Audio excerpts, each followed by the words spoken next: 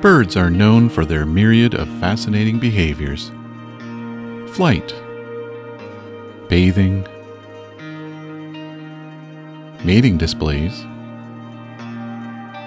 and their curiosity.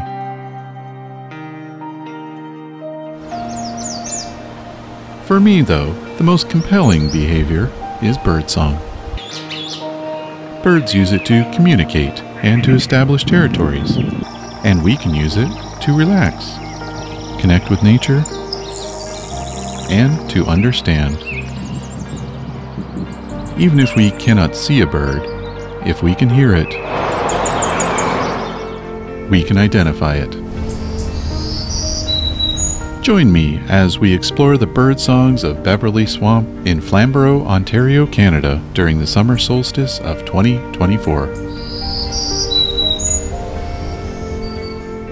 My name is Rob, and this is Songbirding.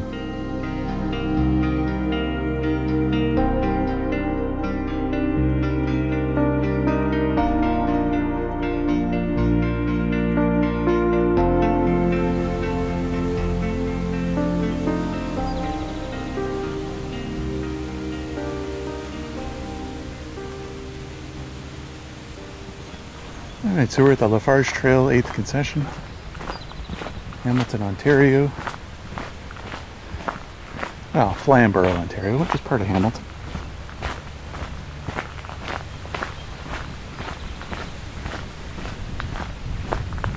I'm gonna hike in and out. Do this as an in and out trail.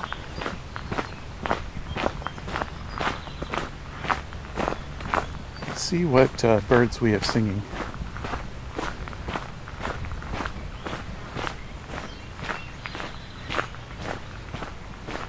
And it is late in the morning, so not exactly going to be the densest songs, but and a hot day, which actually is another strike against us. But it is, well, summer solstice actually, and so there's going to be a lot of bird activity. Hopefully that means a fair amount of bird song.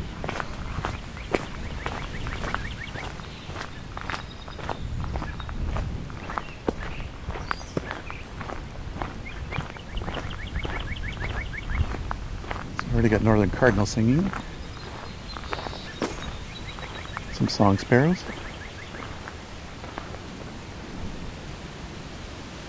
I saw a chipmunk running towards me and went into the grass.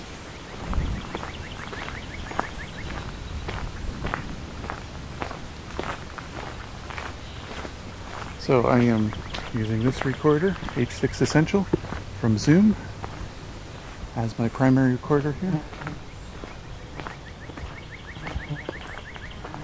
As we go along, I'm likely going to edit out the gaps between birds for this, because we're focused on listening for different bird species.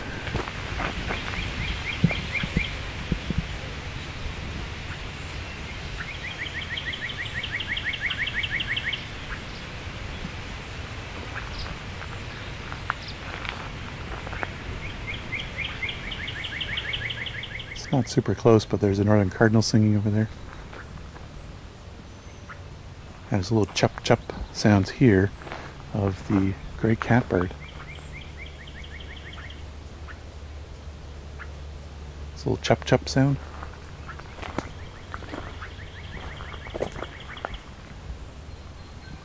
Gray catbirds love to hide inside shrubs. Whereas northern cardinal, you'll hear, likes to sit high and sing. Oh.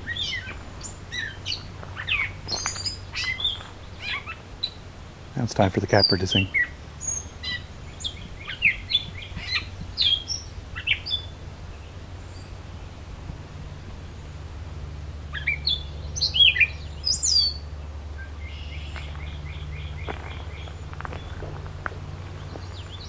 Oh, I see it.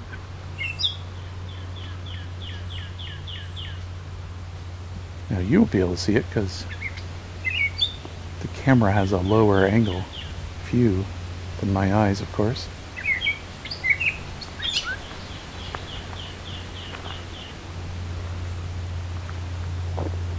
But I'll throw in a Gray Catbird photo here so you know what it is that we're listening to.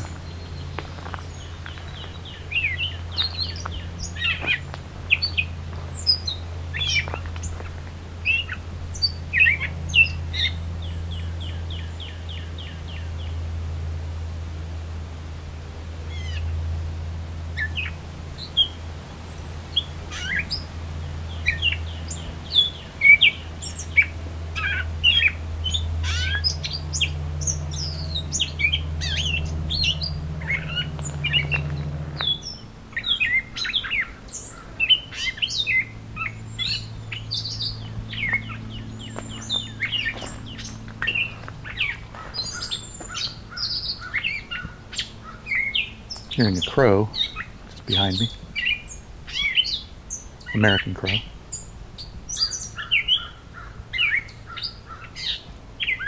We do get fish crow in the region sometimes. Really quite rare though.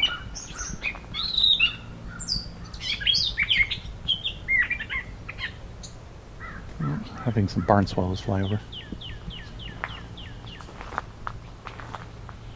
Alright.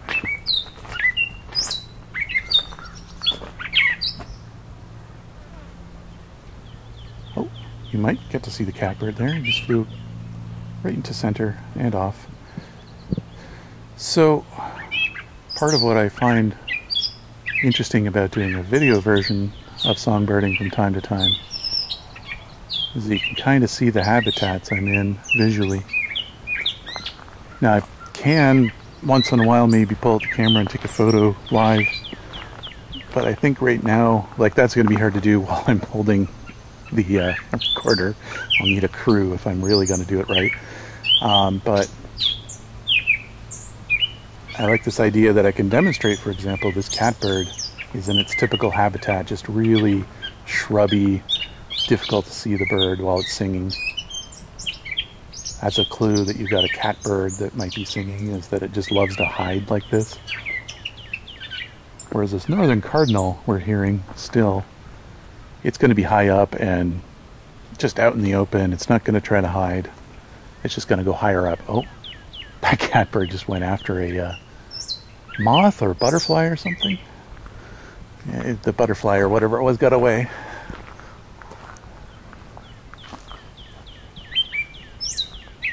So catbirds are mimics. Not doing a very good job of mimicking anything right now though. So this might be a young bird, male. Males learn a lot of different songs so they can kind of demonstrate how, you know, how much experience in life they have, all the different songs they sing. But this one's not got a lot of variety, so, and I don't recognize very much of it from any other species or sounds. So this could be a young bird. Just doesn't have much life experience.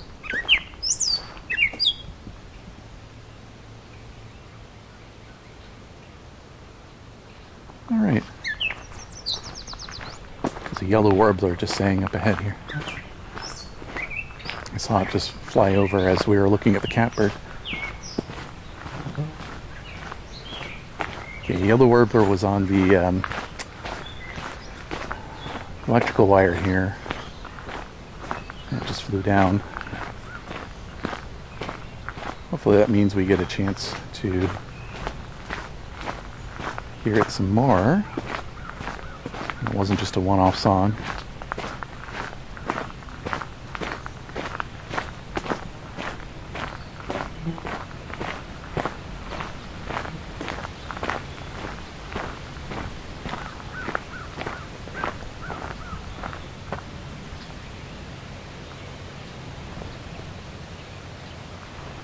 So northern cardinal was over here too.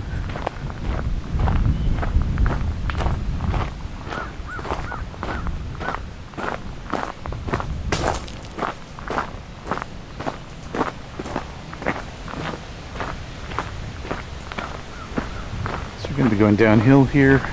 This is a drumlin, which is a sediment of rocks that left by the Ice Age. Left these giant hills of rocks Not this gravel. This gravel is, you know, municipality put this here, so it doesn't erode away. But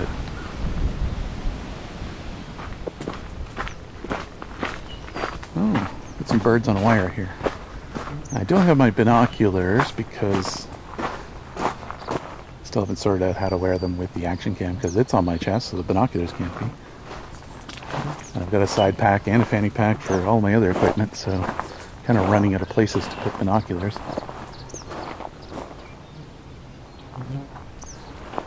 I'm hearing kingbird and tree swallow. I'm seeing a couple of what I think are tree swallows on the wire. Yeah. If the birds stay here, I'm going to take this opportunity, kind of stand in the shade here, and we're going to get the camera out, get some pictures of these sitting on the wire. I feel like one of them is a barn swallow. It's got an extra long tail.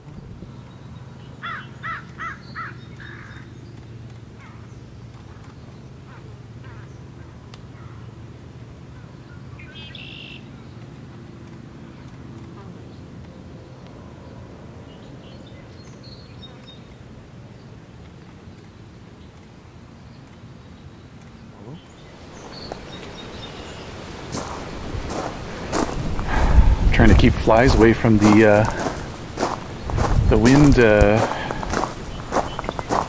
windscreen here. This fuzzy windscreen sometimes attracts bugs, so they think it's an animal that they can lay eggs on.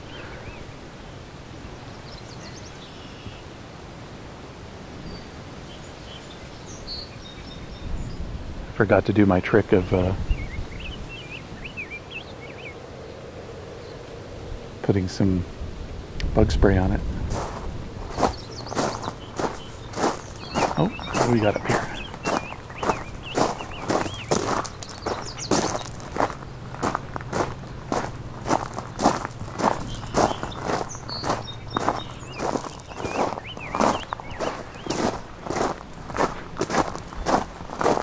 Kingbird I was hearing earlier just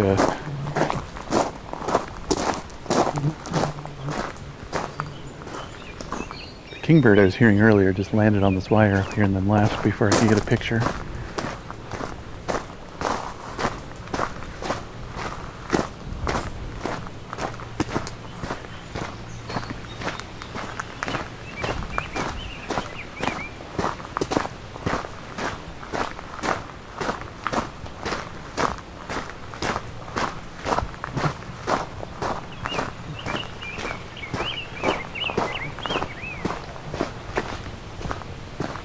Alright, here coming up, I'm singing Rosebreast Grosbeak.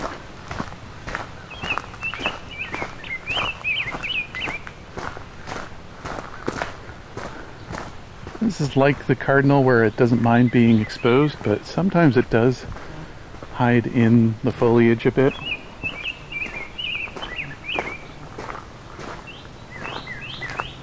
There's a Cardinal here too. So the northern cardinal was originally known as the Cardinal Grosbeak. I shouldn't say originally, that's the first English name.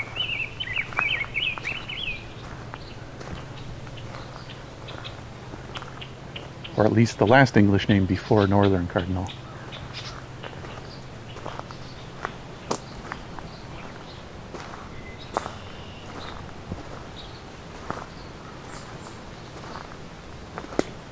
It says Rosebreast Grosbeak is in these cedars somewhere. There's the northern cardinal.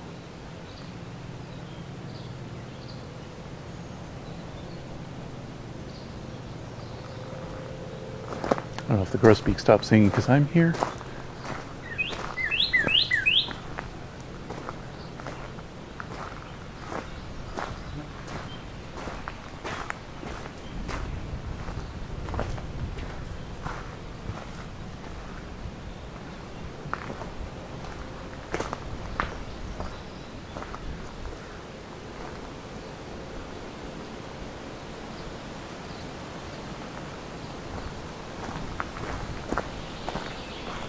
Oh, there was a house wren.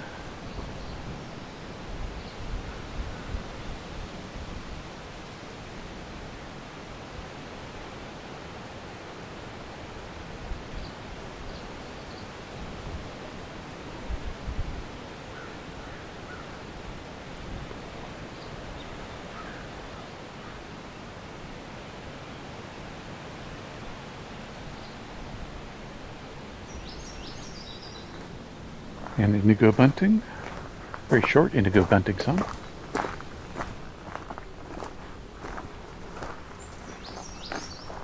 It's Indigo Bunting again. Northern Cardinal.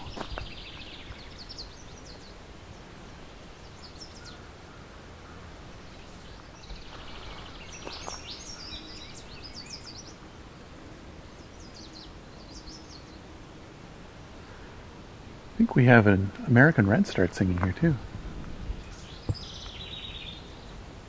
think we have an American redstart hopping around here that was singing a bit.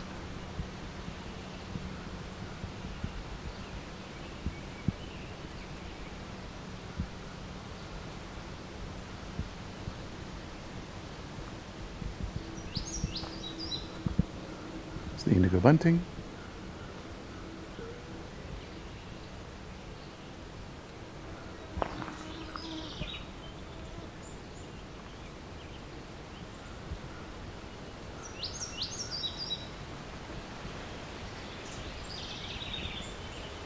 It's an abbreviated Indigo Bunting song.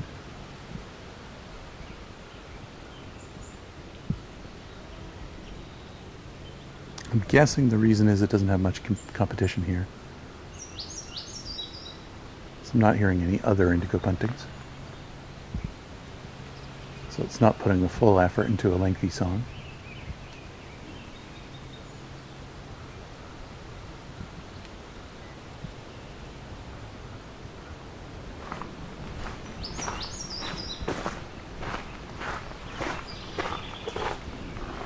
The house wren again.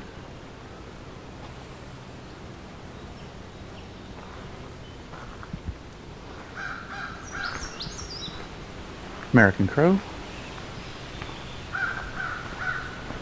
We're going to step into the swamp section here. This is the Beverly Swamp.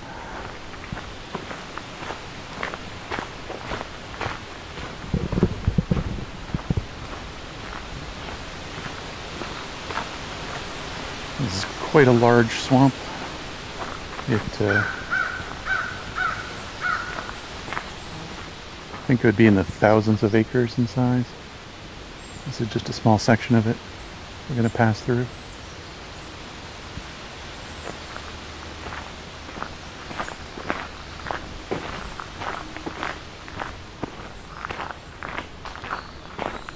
Oh, eastern Wood-Pewee up ahead here.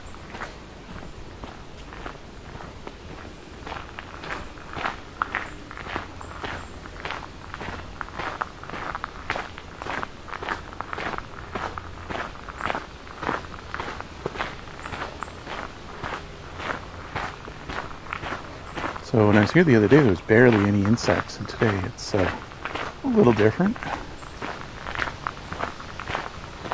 A couple of flies coming from the microphone.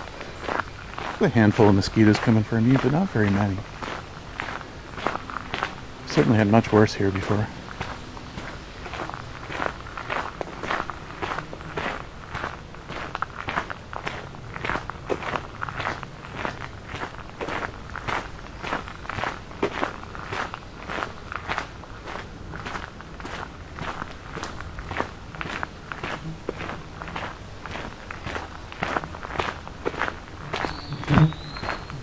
Here's our eastern Wood-Pewee.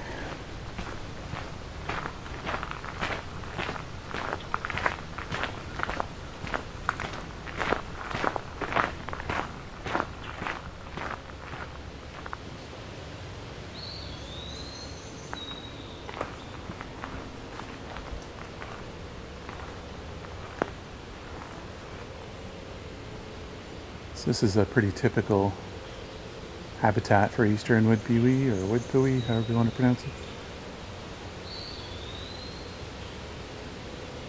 It's kind of open forest.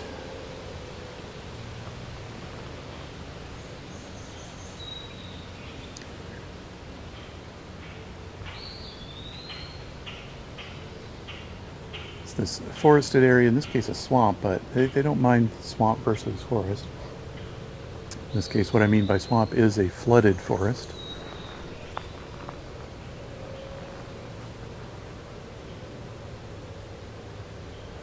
Mostly red maple here.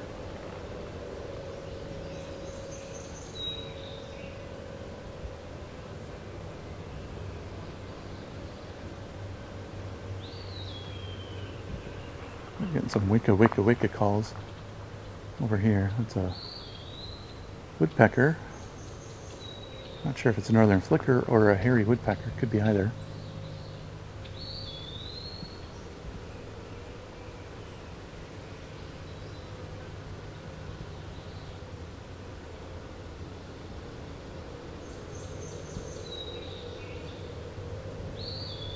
A distant song sparrow there too. And an indigo bunting.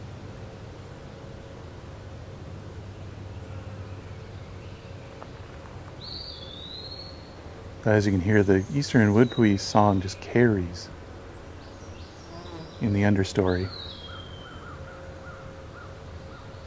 I believe it and red-eyed vireo specifically take advantage of the sound of reverberation from the leaves in the canopy to have this kind of auditorium effect.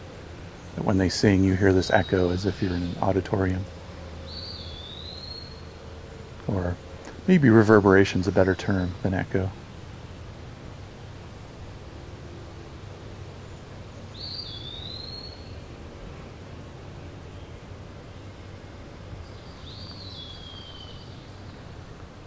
And every once in a while their song does a downturn like that.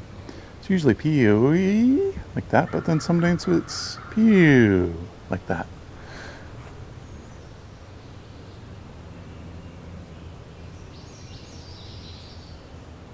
Oh, what was that? So we had indigo bunting and maybe northern waterthrush as well.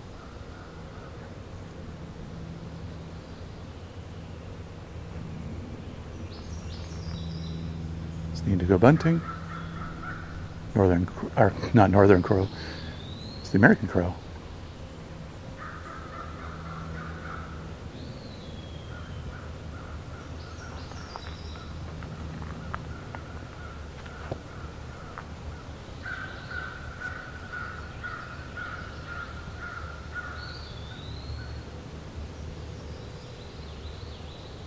We got some yellowthroats up ahead.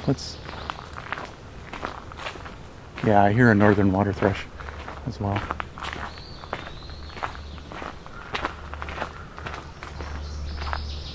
There we go. That's a nice strong northern waterthrush song.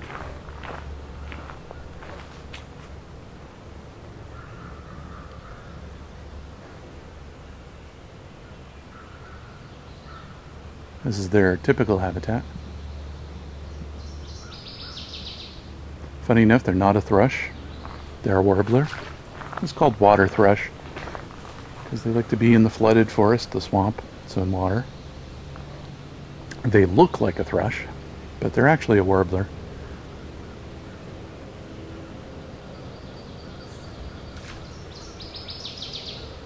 Just also heard a swamp sparrow too.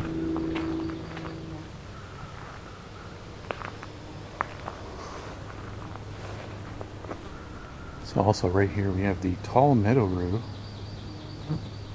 in bloom. There's another one right over here as well. It's not in full bloom, this one yet. Just unraveling its flowers, about to open. Another one there, so they're all along here. They like these wetter areas, although they can tolerate dry in the right conditions. Some reason I can grow them in my front yard where it's incredibly dry. It's just the same plant, keeps coming back every year. It doesn't seed anything new, but it comes back every year. So that's a native plant for this region. You can grow in your perennial garden. I think it just really kind of wants enough sun. Like here, there's enough break in the trees to get some sun early in the year. Okay. Northern waterthrush has gone kind of quiet, so we're going to move towards where the common yellowthroat was singing a moment ago. There we go.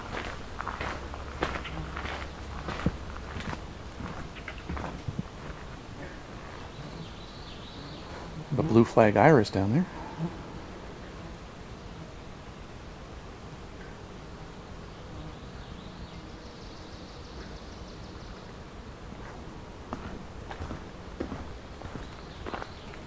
Common yellowthroat's a little far off right now. Maybe we'll get another closer one soon.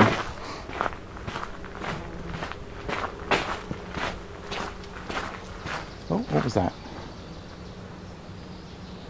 Oh. Northern waterthrush decided to return. I'm going to walk back to where it is.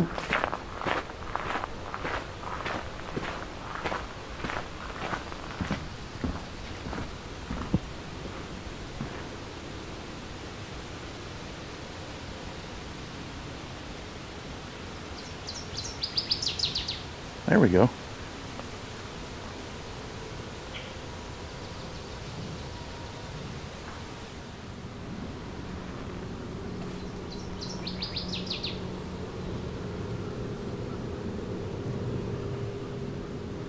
There's the waterthrush again.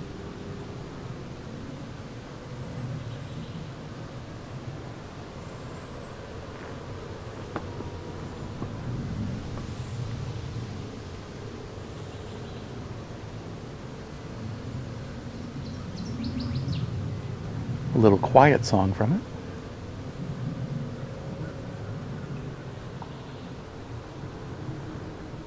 Start another distant one on the other side of the trail here.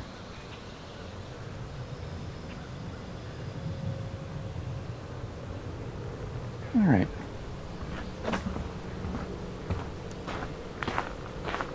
Gonna move along now. See what we get next as we go deeper in this swamp.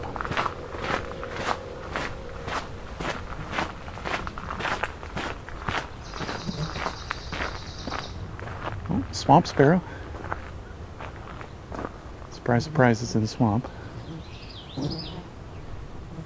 And a common yellowthroat. Common yellowthroats are also warblers.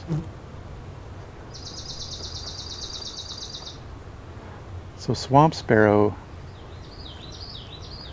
is a bit more harsh than other trill songs, but it can easily be confused with dark-eyed junco, for example, which also has a trill. There just aren't any dark-eyed junco that breed in this region, really. If there are, they're very rare. They breed further south and further north, but not here.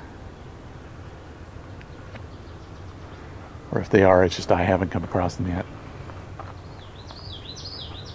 Chipping sparrow also makes a trill, but it's much softer, generally. And worm-eating warbler as well, but they're not in this region really either. It's pretty safe to say we're in a swamp, it's a harsher trill, so it's a swamp sparrow.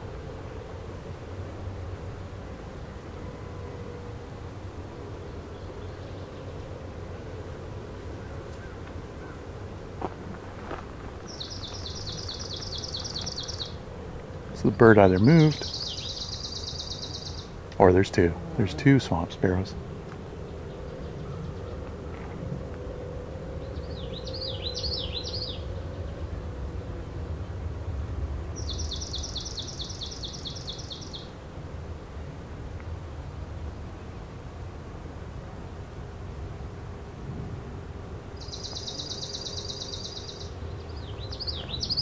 And a common yellowthroat. So the mnemonic often uses common yellowthroat as Wichita, Wichita, Wichita. It's kind of a rhythmic, syllabic mnemonic. There's the swamp sparrow again.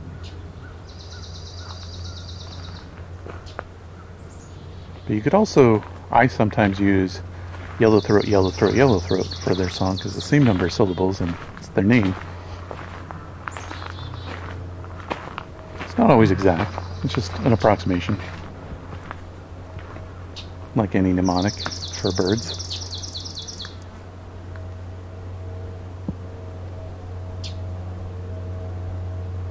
Yellowthroat is making some sounds at us. A little bit of scolding noises.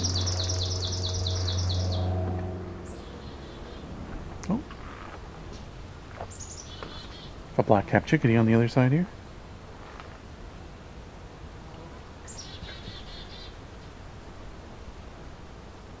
Got a black fly flying over my head too.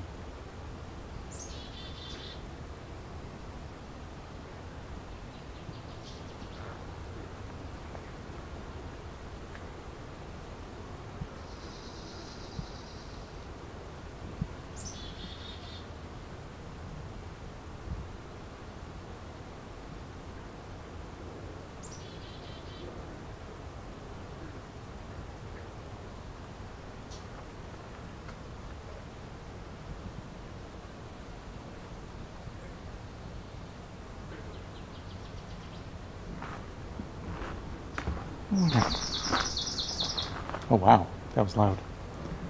That was a good swamp sparrow.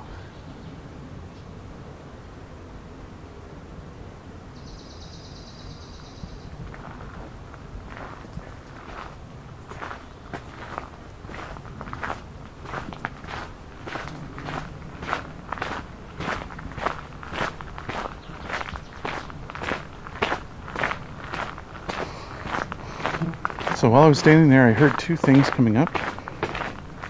More northern waterthrush and the black-throated green warbler.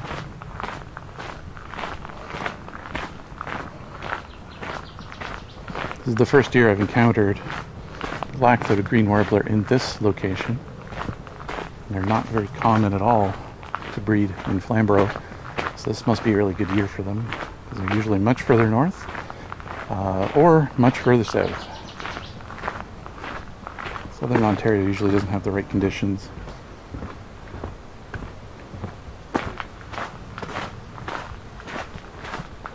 Outside of, you can get them sometimes in Norfolk County, I guess, but not to the abundance of, say, Bruce Peninsula.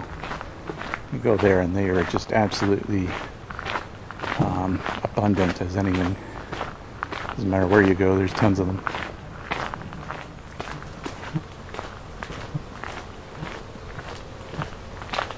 Also hearing a Veery singing, hoping we can get close to that.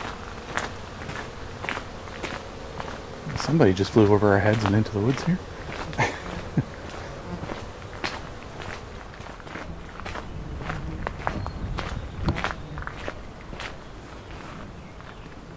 Oh. I'm very barely hearing the Veery singing. The hairy woodpecker calling.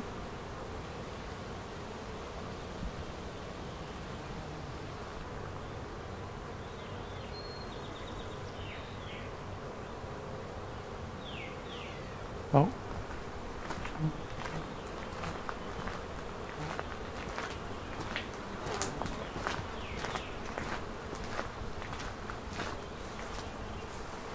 I'll stand in the shade here.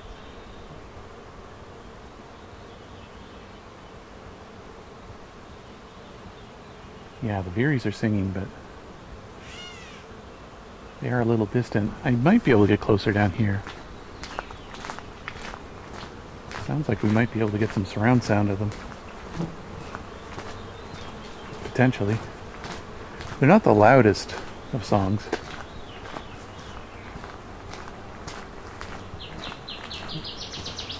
Here's our northern waterthrush.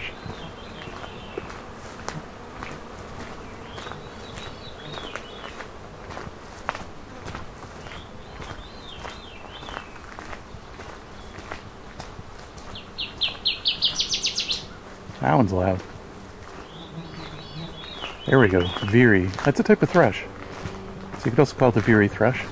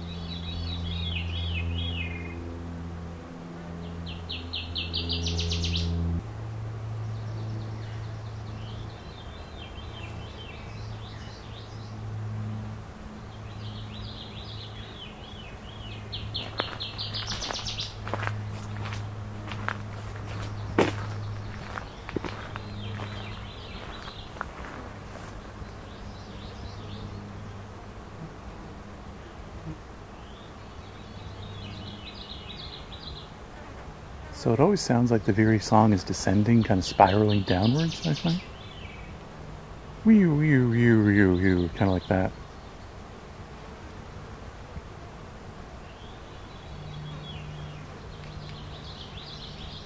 The common yellowthroats, northern waterthrush.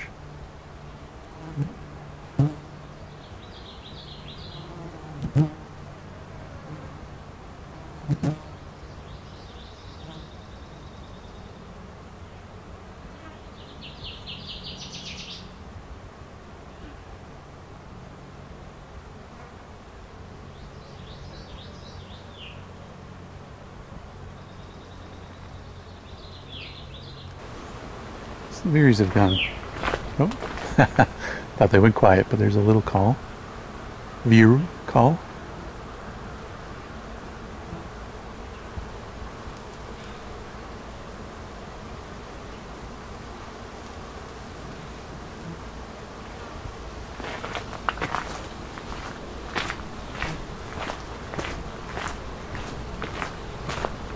Alright, we're going to head towards where I've encountered some black-throated green warblers this year. Hopefully they'll be pretty active today.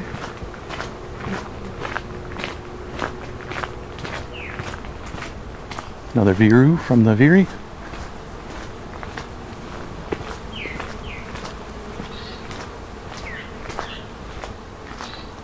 I think there's a catbird in there too.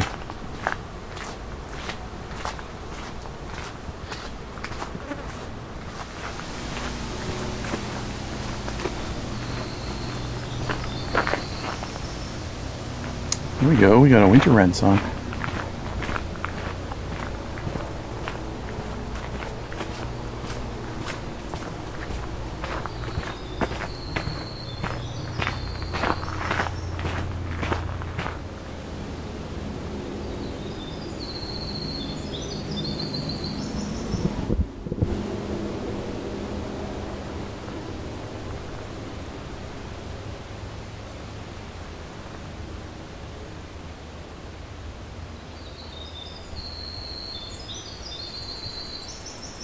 The winter wren has a really lengthy song.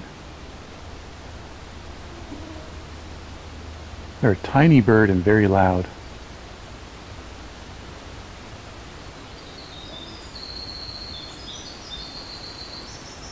Like wetter parts of the forest is where you're going to find them. They don't necessarily need swamp, just a part of the forest that's a little more wet or got a lot of kind of tangle in it they can hide in.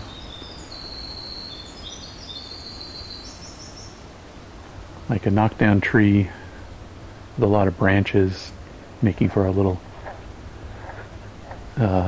complex habitat for them to live in, either at the tip up of the tree or the tree itself, or the crown, or any other parts of the tree that are really complicated with lots of twigs and things to hide in.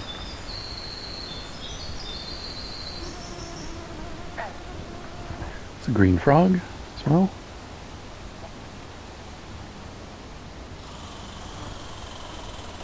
Red squirrel.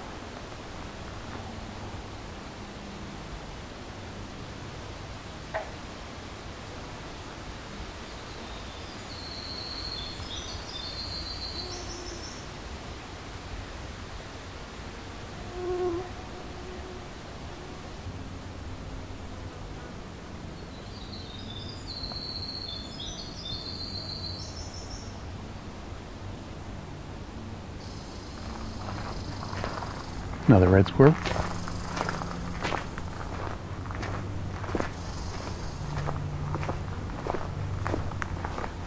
I'll walk up a bit here. This is where we'll turn around soon because this opens up to field after this point, and that's going to be a little too hot for today. Already had to cool the action camera down due to overheating at one point when we were just down in that swamp area, so going to limit to more shady spots. This thing's pretty resilient, so it must be very hot here today.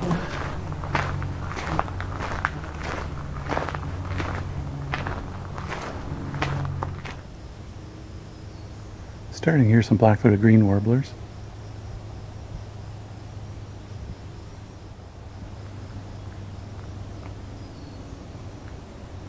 They're a little distant though.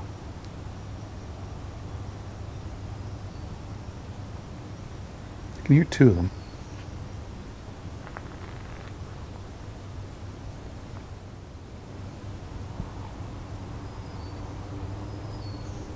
There we go, a little louder.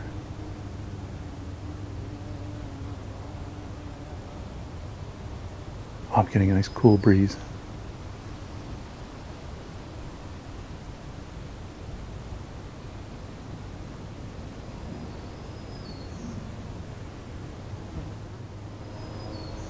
So just kind of out of earshot, and I know that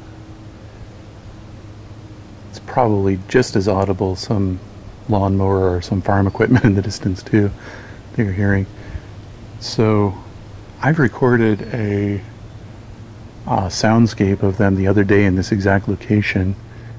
I just now recorded a couple minutes of video of this spot.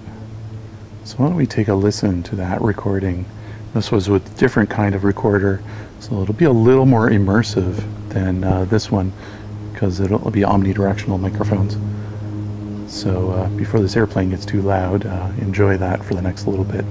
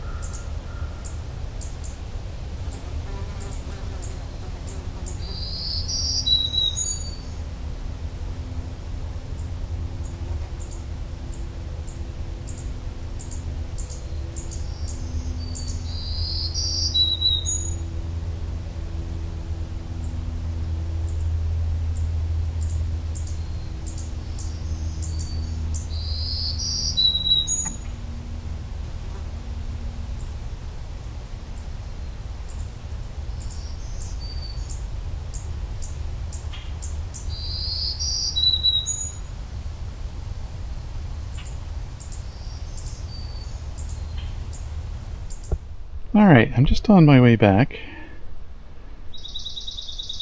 We've got a swamp sparrow here.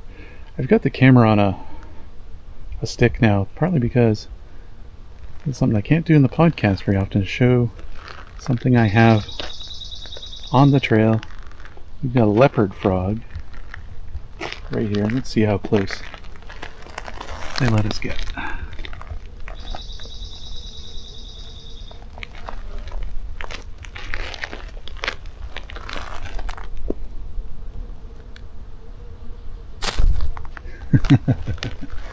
It's not the only one. The second one here that's kind of brownish. Oh, he just took a huge leap. Alright.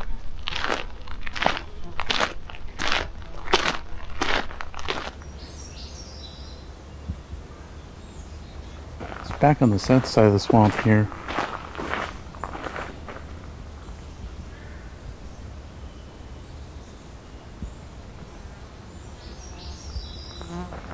Hearing a distant crow, sounds like a juvenile calling, and some black-capped chickadees. They're not very loud, they're not very close to the trail.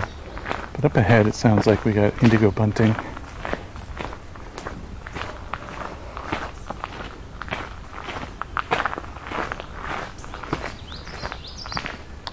Common Yellowthroat too.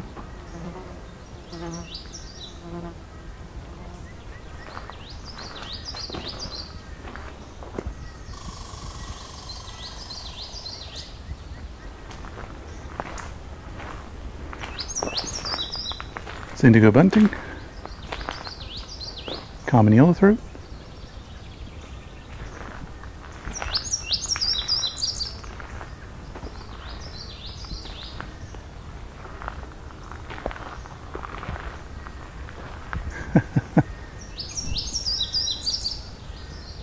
that distant crow's got to be a juvenile.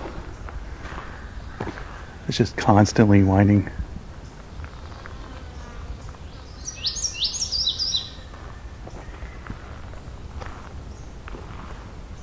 I'm also hearing an eastern kingbird here too. Okay, so it's still an abbreviated song, but that is Indigo Bunting.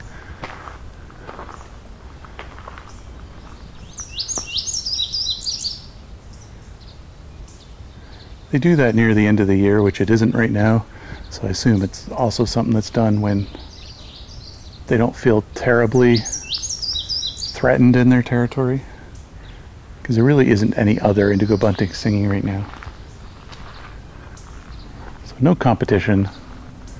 It's midday. He's had this territory all day without any problems. Probably just saving his energy, especially on a hot day like this.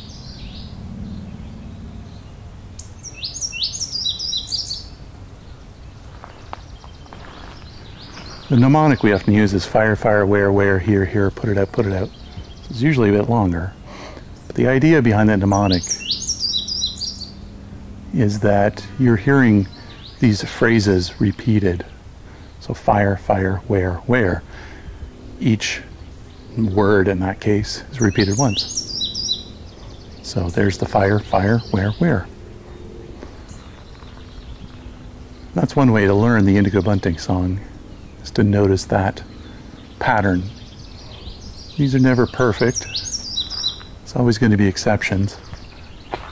But most of the time, remembering stuff like that will get you to identifying the species.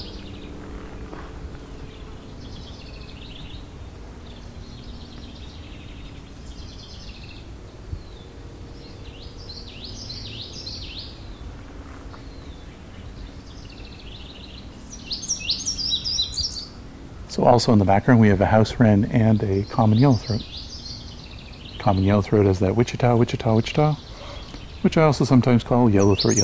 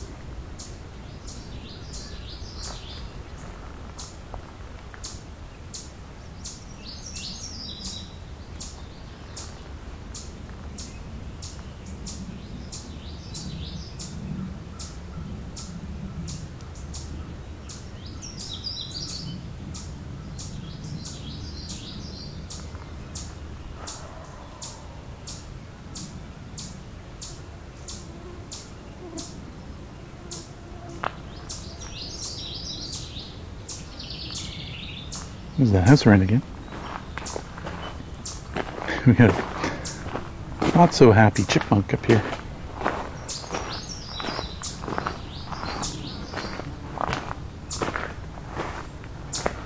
Or at least an enthusiastic one. I can't exactly say it's angry.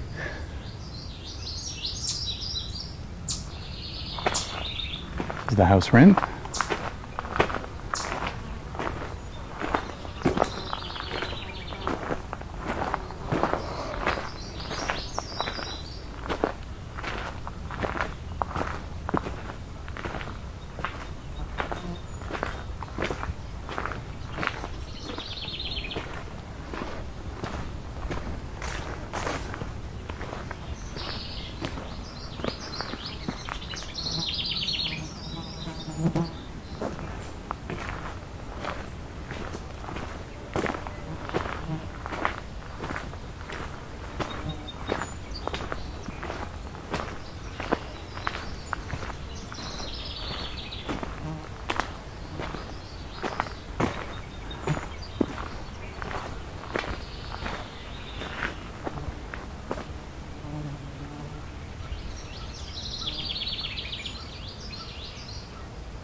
House wren's a hard one to describe how to learn it. It's kind of a jumble of warbles.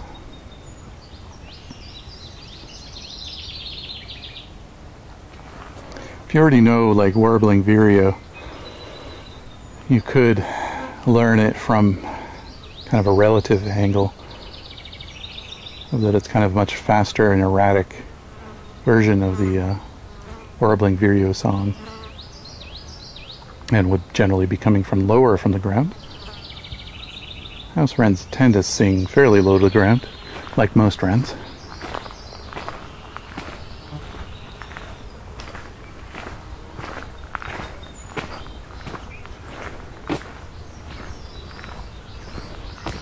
I think I'm going to wrap this up here shortly. We're almost back to where I started. But let's see as I walk uphill here if we hear anything interesting. As I say that, we get a song sparrow. That might be worth stopping for. And if it stays, it just went off a wire here. Maybe it'll sing from a different spot. There's also some mourning doves here.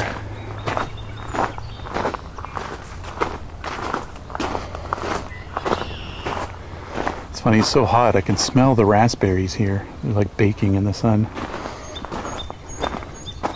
It smells like a raspberry pie here.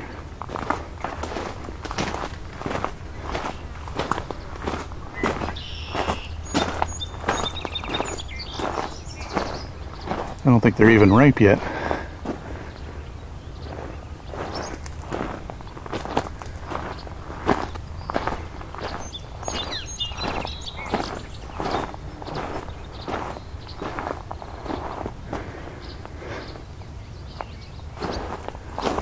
Hearing some barn swallows going over. This is the song sparrow and yellow warbler and song sparrow again. So let's listen to that again.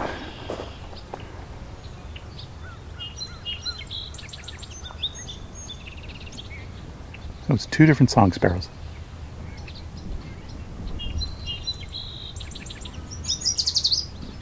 And a yellow warbler.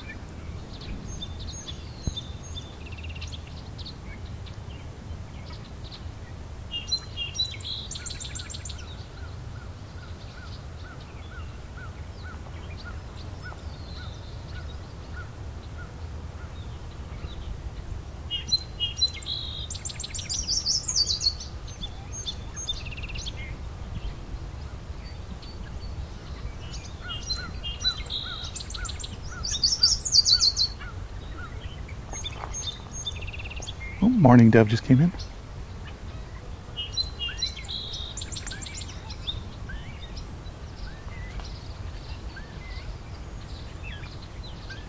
Hearing some catbird too. Oh wow, that was a loud yellow warbler.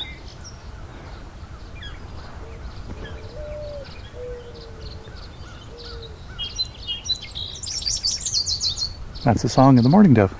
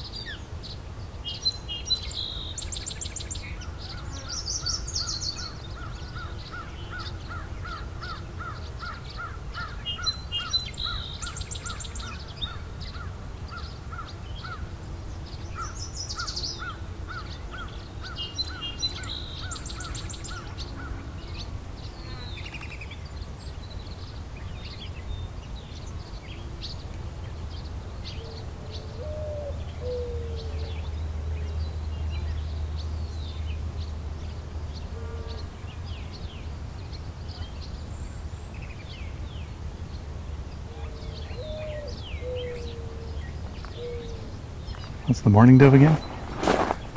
Alright, I think I have to get to some shade. The songs are lovely, but I am roasting. And so's the camera, probably.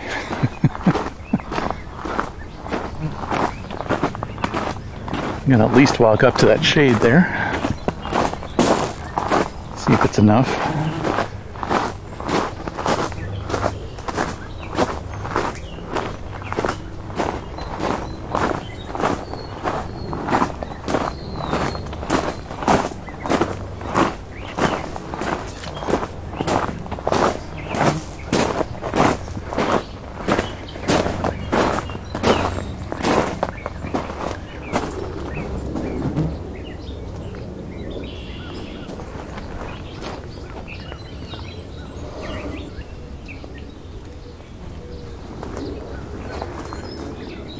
To wait for the aircraft.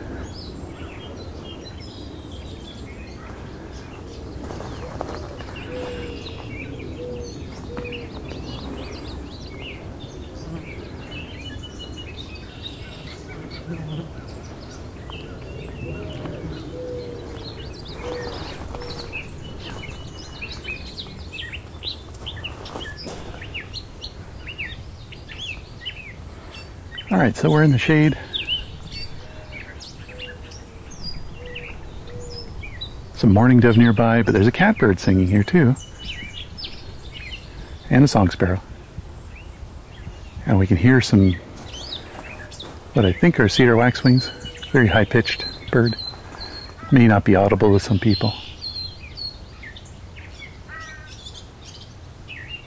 This catbird has a few mimicry tricks with its song.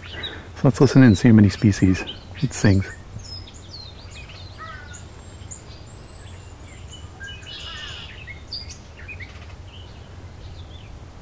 That red-winged blackbird was actually a red-winged blackbird. It wasn't the catbird.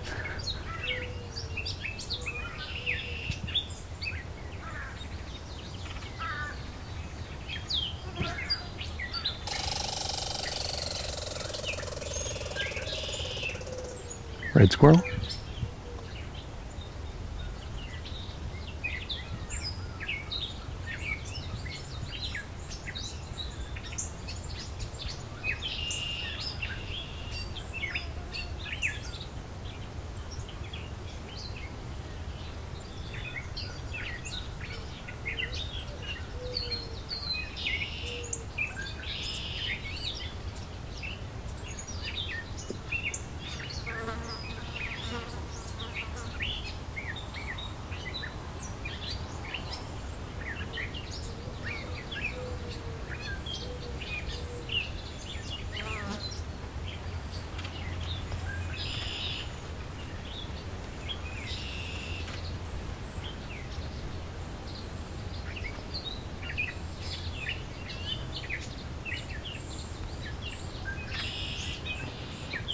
I think this catbird has a limited repertoire. I occasionally do hear red-winged blackbird calls from it.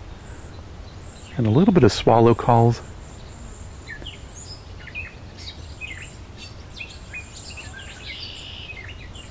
And some grackle in there.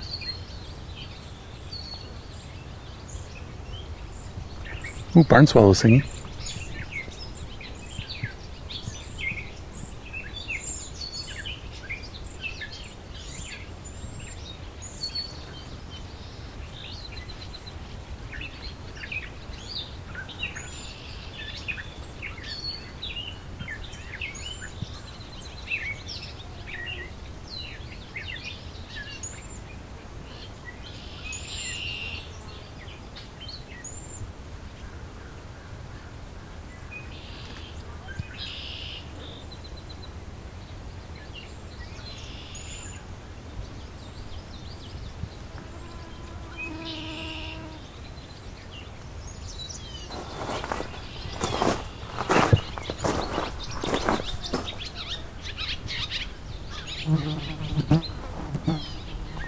That was a barn swallow flying over.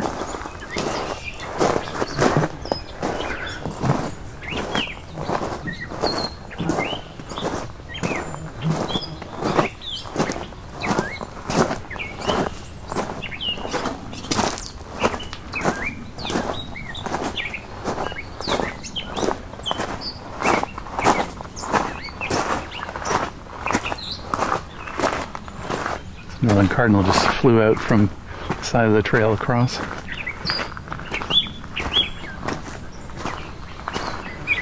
Let's walk past this catbird.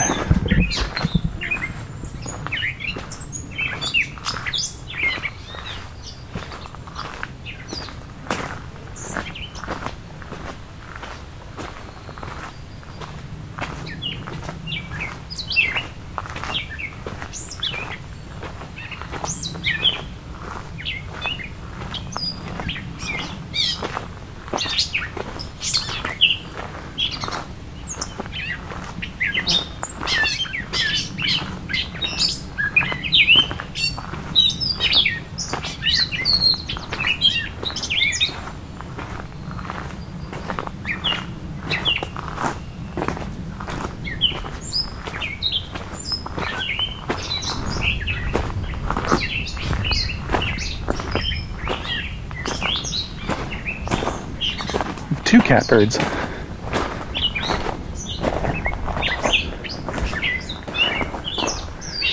It's stereo catbirds.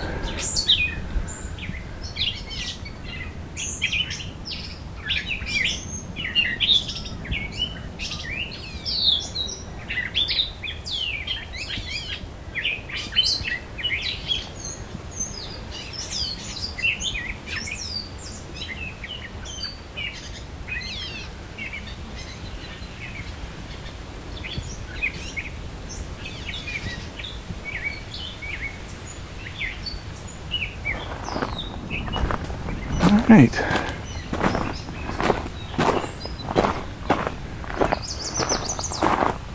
Oh. So was that a yellow warbler or was that a catbird doing yellow warbler song?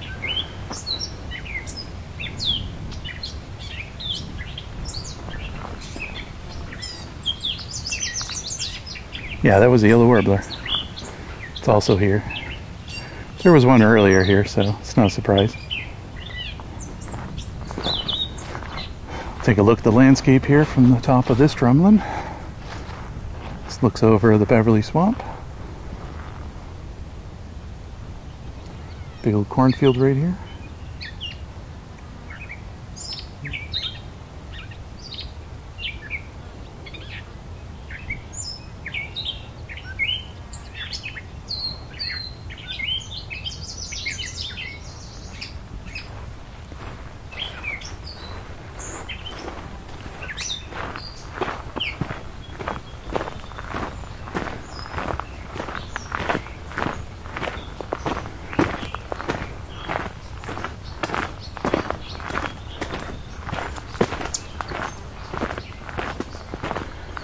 All right.